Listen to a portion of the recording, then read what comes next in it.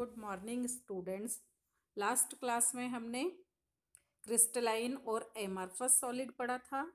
आज मैं आपको क्लासिफिकेशन ऑफ क्रिस्टलाइन सॉलिड बताने जा रही हूँ। Okay, crystalline solids on the basis of intermolecular attraction forces divided into 4 groups.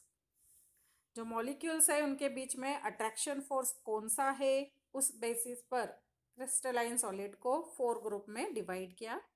First type is molecular solid. Molecular solid नाम से ही, in this solid the constituent particles are molecules. नाम क्या है? मॉलिक्यूलर सॉलिड, इसलिए कॉन्स्टिट्यूएंट पार्टिकल्स क्या होंगे? Molecules.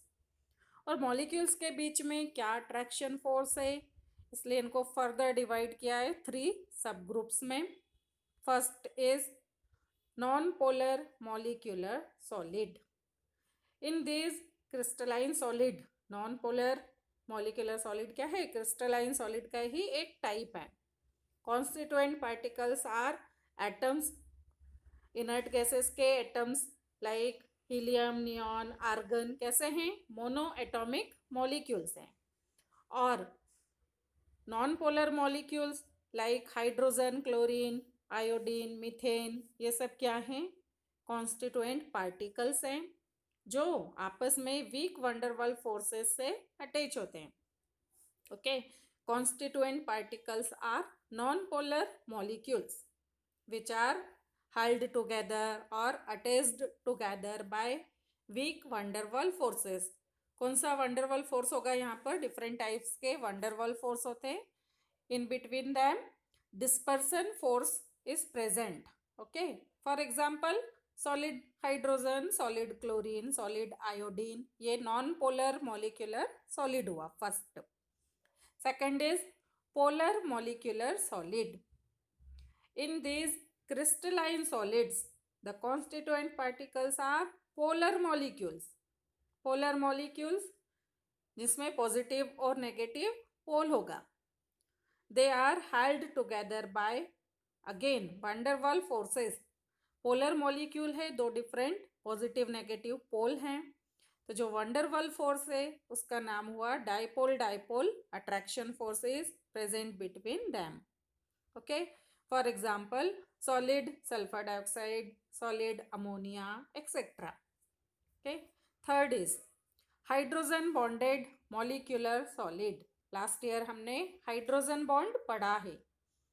In these solids the molecule contain hydrogen atom. Hydrogen bonded solid हैं तो हाइड्रोजन एटम कंपल्सरी है। Hydrogen atom which is attached with highly electronegative atoms like fluorine, nitrogen, oxygen। ऐसे molecules जिनमें hydrogen highly electronegative atom से attached है, तो ये molecular solids के बीच में हाइड्रोजन बॉन्ड प्रेजेंट होगा। For example ice, solid hydrogen chloride, etcetera. Solid ammonia भी यहाँ पर एग्जाम्पल में आ सकता है। Okay, in all, in general हम देखें तो molecular solids are made up of molecules which contains weak van der Waals forces of attraction between them or hydrogen bond is present between them. General examples हम देखें तो ice, dry ice, solid carbon dioxide को हम बोलते हैं dry ice, solid iodine are general examples of molecular solid. Crystalline solid का first part हुआ molecular solid. अब यहाँ पर दो नई चीजें आई, dipole dipole attraction force and dispersion force. क्या होता है ये हम डायग्राम से देखते हैं। नोट्स में आपको ये डायग्राम बनाने की ज़रूरत नहीं है, पीडीएफ में सेंड करूँगी डायग्राम, बट नोट्स में नहीं बनाना आप के, समझाने के लिए दिया है मैंने। फॉर एग्जाम्पल हीलियम एटम है एक, second helium atom 1 and helium atom 2। Helium में क्या होगा? Nucleus and electrons. तो जब मूवमेंट होता है इलेक्ट्रॉन्स का, इलेक्ट्रॉन एक तरफ शिफ्ट हो गए, न्यूक्लियस एक तरफ शिफ्ट हो गया। ब्लैक पोर्शन रिप्रेजेंट कर रहा है न्यूक्लियस को। मोमेंटरी डाइपोल, कुछ मूवमेंट के लिए जब इलेक्ट्रॉन्स मूव हो रहे हैं, थोड़ी देर के लिए क्या हुआ? डाइपोल क्रिएट हुआ। तो एक एटम का न्यूक्लियस दूसरे एटम के इलेक्ट्रॉन्स की तरफ अट्रैक्ट हो रहा है। This force of attraction is known as London force और dispersion force.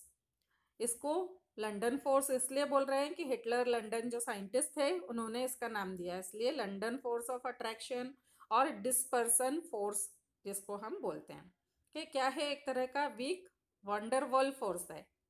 Second is dipole dipole attraction force. ये सिंगल मॉलिक्यूल्स को रिप्रेजेंट कर रहे हैं। पॉजिटिव नेगेटिव पोल अलग अलग है, एक मॉलिक्यूल में पॉजिटिव पोल है और नेगेटिव पोल भी है। तो एक मॉलिक्यूल का नेगेटिव पोल दूसरे के पॉजिटिव पोल की तरफ अट्रैक्ट होगा। डिफरेंट डाइपोल्स के बीच में जो अट्रैक्शन फोर्स है, इसलिए हम इसको बोल रहे हैं dipole dipole force of attraction. और ये दोनों फोर्सेस को एक कॉमन नेम दे सकते हैं, क्या? Van der Waals force of attraction.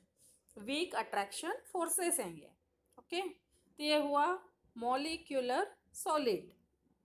Now second type of crystalline solid is ionic solid. Okay, name say ionic solid means constituent particles are positive and negative ions, positive और negative ion से मिलकर बना है। और ions के बीच में जो अट्रैक्शन फोर्स होता है उसको हम क्या बोलते हैं?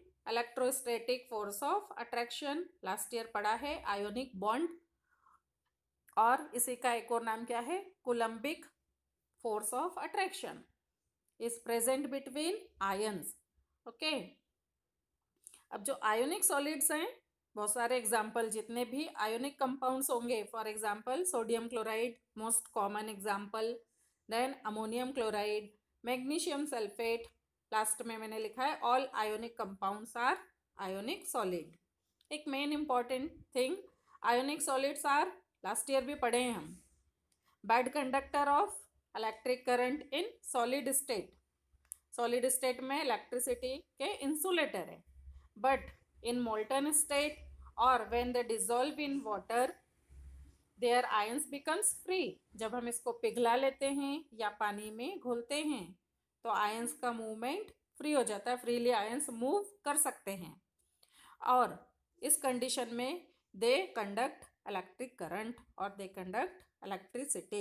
In solid state they are insulator, in aqueous solution they becomes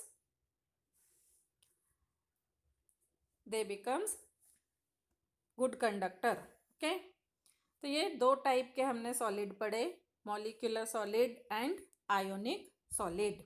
okay, notes में मैं डायग्राम दूंगी, बट डायग्राम ड्रॉ करने की ज़रूरत नहीं है। Most important thing is the constituent particles of different solids and their examples. okay, ये भी हमारा ऑब्जेक्टिव चैप्टर है, इसलिए जो मैंने अंडरलाइन किए हैं पॉइंट्स उस पर बेस्ड ऑब्जेक्टिव बनेगा एग्जाम में। याद से लिखना है, साथ साथ में जो भी पढ़ रहे हैं उसको लर्न करते जाना है। बहुत ज़्यादा नहीं पढ़ा रही हूँ, इसलिए थोड़ा थोड़ा कोर्स साथ में याद करते जाना है। Okay students,